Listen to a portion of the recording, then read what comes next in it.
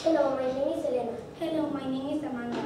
And today we will talk about Marilyn Monroe.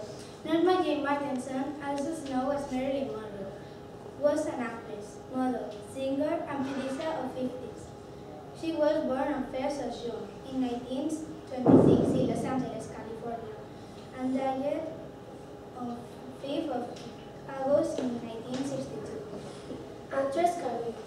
In 1945, Marilyn began working as a model and later began her Hollywood career thanks to a contract with 20th Century Fox, who was one of the major film studios in Los Angeles.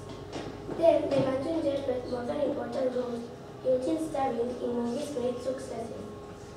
She worked as a technician in the munitions factory airplane when she was photographing in her work for the magazine Jam in the Army Weekly in 1944. Since then, she began to pose for the